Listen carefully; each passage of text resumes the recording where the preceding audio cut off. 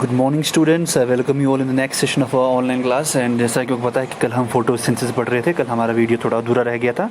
Now resuming from that part, today we will be studying about the chemical reaction जो photosynthesis के दौरान होती है। So there is a easy way by which we can remember the chemical reaction which is being taking place during photosynthesis. जैसा कि हमें पता है कि in photosynthesis the product which is available to us it is carbohydrate. Now carbohydrate की अगर बात करें, it is made up of carbo and hydrate, that means carbon and water is in it. So first of all I will see what are the reactants which take place during the chemical reaction of photosynthesis. सबसे मुझे पहले पता है कि plants take carbon dioxide. No, I will write down carbon dioxide over here, and at the same time what are they taking? They are taking water with it. So this chemical reaction is possible तभी जब water add होगा, हमें पेड़ को पानी देना ही देना है. So along with it there is requirement of solar energy, sun energy from the sun. तो एनर्जी फ्रॉम द सन यहाँ पे आ गई, and after that we will see that whole process is happening in chlorophyll. Okay, so chlorophyll की presence भी बहुत important है इसमें.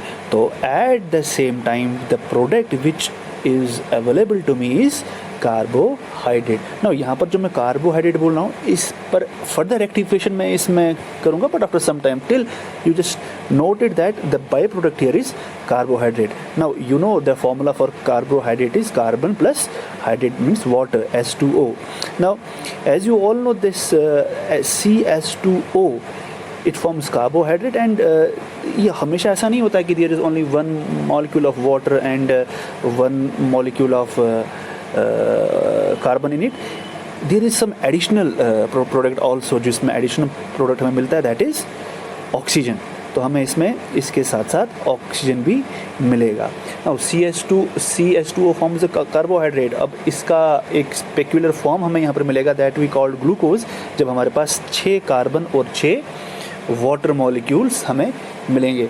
तो यहाँ पर 2 कार्बन 2 हाइड्रोजन भी हमें 2 वाटर के मॉलिक्यूल भी हमें मिल सकते थे, बट 6 एक्चुअली हमें यहाँ पर 6 कार्बन और 6 वाटर के मॉलिक्यूल्स मिलते हैं which forms the structure of glucose. और हमें साथ साथ यहाँ पर वो ऑक्सीजन मिलता है. No, oxygen the by product जो हमारे लिए बहुत ज़रूरी है, which is evolved during the process of photosynthesis. And you all know that oxygen is not only spitted, it's also used. हम इसको रेस्पिरेशन के दौरान पढ़ेंगे when we will study respiration. So oxygen is not wholly spitted, it's sometimes used in you will sometimes use it in this process also.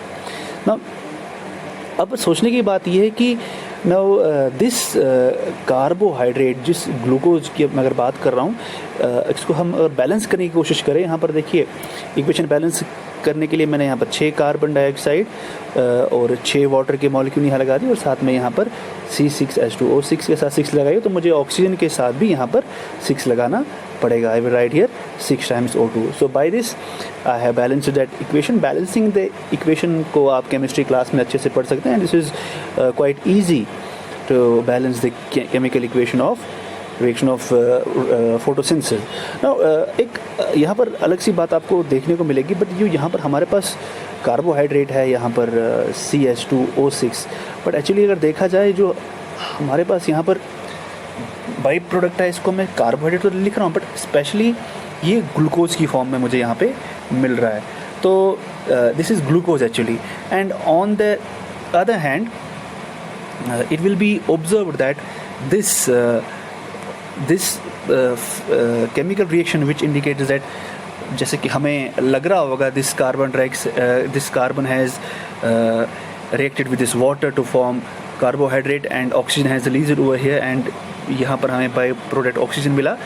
तो देखने को तो ऐसे लगता है, बट एक्चुअली ऐसा होता नहीं है. दिस कार्बन डाइऑक्साइड, जो ये वाला कार्बन डाइऑक्साइड है और ये वाला हाइड्रोजन है, ये H2O जो हमें O2 मिल रहा है, वो हमें ये कार्बन डाइऑक्साइड वाला O2 तोड़ के नहीं मिल रहा है. ये हमें H2O वाला जो O2 है, H2O वाटर में जो ऑक्सीजन है, वो तोड़ के हमें यहाँ पर ऑक्सीजन प्रोडक्ट में मिल रहा है. CO2 वाला जो O2 है वो यहाँ पर जुड़ा हुआ है ग्लूकोज में. इसका मतलब ये है कि जो ऑक्सीजन रिलीज होता है during the process of photosynthesis. It is not from the carbon dioxide, it is actually released by breaking water into H2 and O. ठीक है, तो वाटर की ब्रेकेज होती है, उसी दौरान हमें यहाँ पर ऑक्सीजन मिलता है। और यहाँ पर हमें क्लू भी मिलता है कि it was the release of oxygen in the primitive atmosphere was due to the breaking of H2O molecule. जब फोटोसिंथेसिस होता रहा तो उस दौरान क्या हो रहा था, उस दौरान वाटर जो है वो ब्रेक डाउन हो रहा था और ऑक्सीजन रिलीज़ हो रही थी हमारे एटमॉस्फेयर में। So this is all about the chemical reaction of photosynthesis. Hope आपको समझ में आ गया होगा। There is any doubt regarding it, you can ask me और यू कैन व्हाट्सएप मी। तो आई होप आपको ये केमिकल रिएक्शन और इसका पूरा प्रोसेस अंडरस्टैंड हो गया होगा। और ये बड़ा ही इम्पॉर्टेंट केमिकल रिएक्शन है because it is supporting the whole life of the planet. ये बहुत ही ज़रूरी समझने के लिए था बिकॉज हमारी जो सृष्टि है, जो हमारी अर्थ है, वो इसी केमिकल रिएक्शन में पूरी डिपेंडेंट है। ऑक्सीजन हम इनहेल करते हैं, हम प्रोड्यूसर से जो बाई प्रोडक्ट्स है वो हम लेते हैं, we consume food and they produce food. So this chemical reaction is also known as a life line reaction, जिसको हमें स्टडी करने की ज़रूरत है because this is necessary for the survival of life on the planet. Hope you have enjoyed the video. Thank you very much.